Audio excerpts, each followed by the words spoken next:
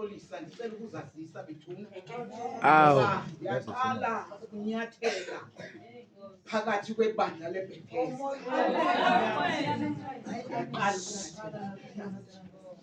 Ngumama uMadlovu. Unompuliseni. Ikhaya lingapha apha eMountain. Kodwa ke okwangoku ndiphume eRhawutini. Thatha Rhawuti. Ngithanda ke elibandla ndikwela ngikwawo. Ngakho ke kule uThixo bafuna mhlawumbe sifumana.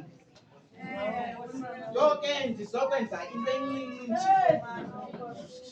Mhlawumbe sitya. Abantu bakaThixo bathethi andifuni ke ukugqobhagqobha ndingcolise ngoba umntu obebekwe apho Shwapane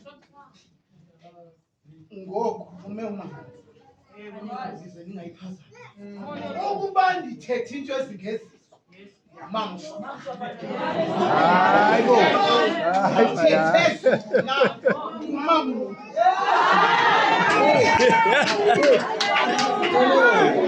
Kulungile. Wedlo mokazi.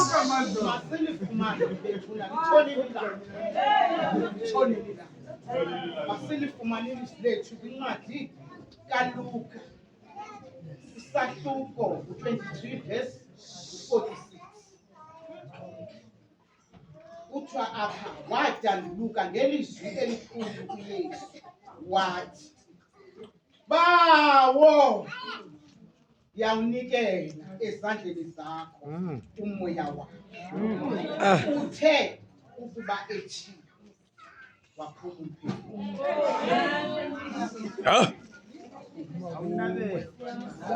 Andazi nje ndizawuthetha ntoni na xa uphumile. Hayi. Umphefumlo uphumile. Zenzekile zonke izinto kodwa ngoku sithetha ngomphefumlo. Ithi indebelele yesixeko sakwaYila. Uhambile umfo omkhulu wayonyathela ezinkundleni zakwaPilato. Apho wanyathela khona washiyeka amahluleka. Athi umama wesuka uqala athi baxolo. Uthe into endiyithandileyo kuyo mama wathi masiphuma phasi noxolo. Ukuba ngaba ukabi nalo xolo yazi uba ngumntu osibonga usihamba. Athi umama wesibili inene ndithi kuwe ndiyakuba nawe kwalaa lilizwi losindiswe lilizwi lethemba ngokuthi akubuza umbuzo uYesu amthembile. Yes. Akamniki into engothi. Andazi ke lapho ithemba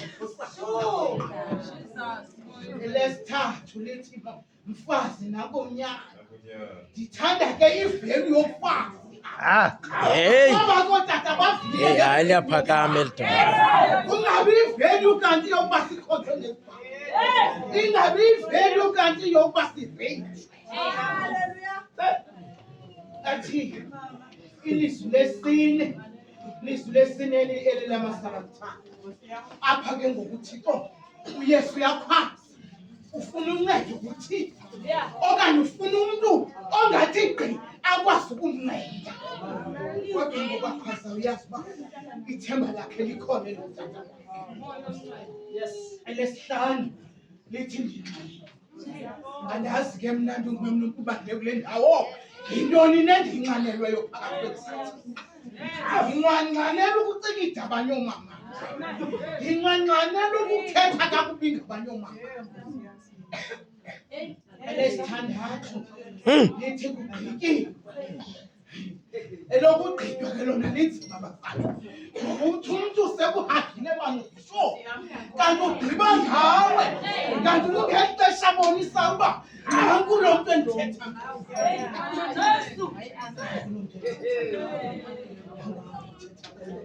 Ngoku ilizwi lesixhenxe elingikulo bazali ndizawuthi ndithe kuhle komgqibelo.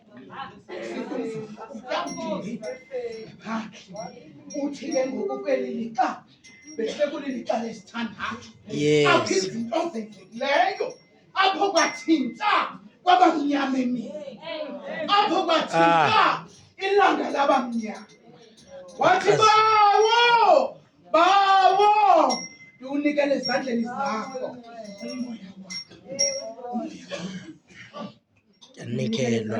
zakho andazi ke ngoba zonke izinto uthi uYesu apha uzenzile bethuna ngoku andazi ke wena uthi wakuxakwa yimithwalo yakho phawulana wakuxakana nobomi ukuba umthwalo wakho uvesa ubhekisa kuphi ngoba yena unyana womntu ukhala kuyise andazi ke wena ukhala okanye unayo n'ingotsi yokukhala kulaa ndawo phaya endlini yakho nobayo sixothoza sibahletheni kanti ngaphakathi singabagobhoza imimoya yethu sazoqaleka ngemini yokugqibela singabi nathemba lanto kodwa besifudula sisiya endlini kaThixo kanti siya nezihlwele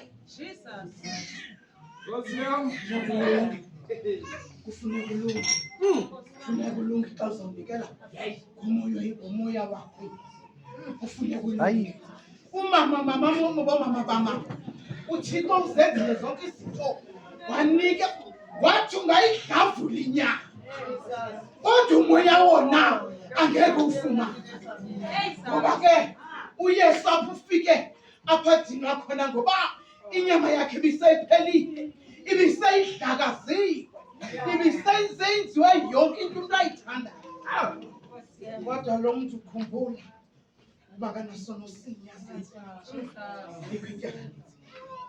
kodwa nalapho ngoba uthi uYesu inyama yakhe ibiseyidlakaziwe kodwa khangabe kude nofefekathi khangabe kude uba makamcenga uthile ndifuna ukuthi axakekeni kwakho manekulileni kwakho kulandi yakho suba kude nofefekathi ngoba uzawukhululwa kuthile ngoba uzakukhululwa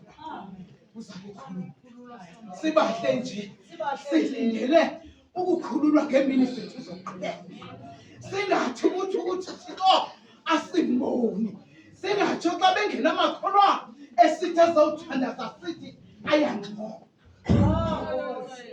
bawo unikele esandleni sakho umphefumlo umoya wam kufuneka uthi noba kwenzeka ntoni empilweni yakho noba sowuhleli ngekane elinye endlini yakho kodwa uzazi uba unethemba ngoba noYesu Kristu wayemane kutsho ukuthi unganishi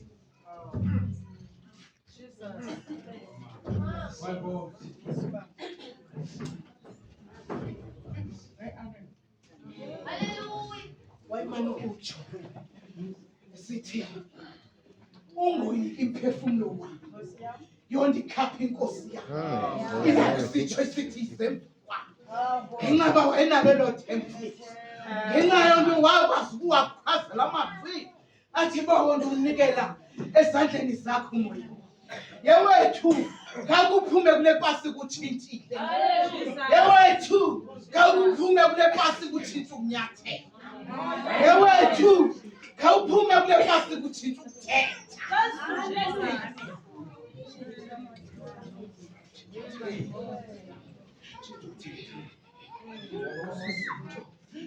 zakho zabe kakuhle ukuze indlu yakho ilunge ngoba konke uthi uYesu Kristu usimele kwathi kwasekugqibeleni wanikela umoya wakhe kodwa engasukanga kuthi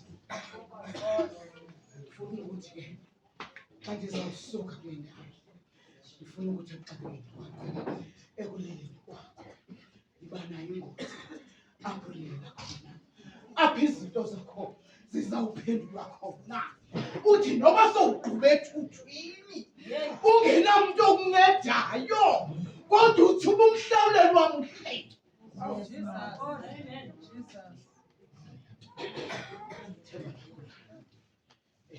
ndiyamnike ukuthi ke uYesu xa emnikela esandleni sakaThixo umphefumlo wakhe makathathe ingxaki zethu bomama. Makathathe ukuhlupheka kwethu ezantsi emhlabeni. Makathathe zonke iimbandezelo esinazo ezantsi. Sithi xa siphuma kule pasika sike zitshintshe izinto ngenxa yantoni na kule pasika kushumayela oomama kuphela. Hayi bo. Besilile.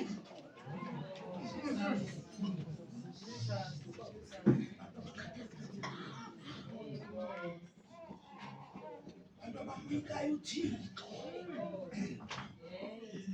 Bantu abamthengayo uThixo. Masike sigodukeni sitshintshile basa.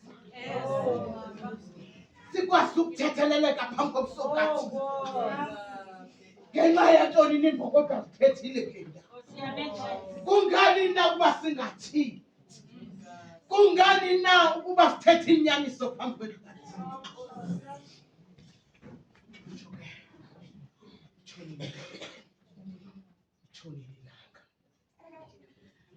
Yesu xa igqitha umcela ukuthi xa makahlale imithwalo yam nantsi, ngoba ngoku zikhona ihlobo ezingathethisani, zikhona ezicinga ukugoduka kodwa zingafuni ukugoduka.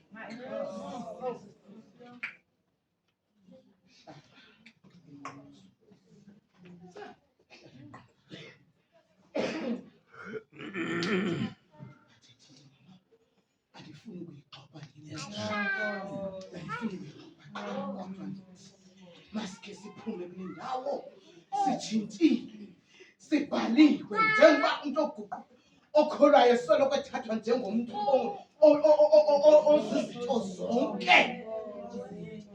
Masike sifundeke ngenye indlela. Amen. Uthi nokuflathela ubonakale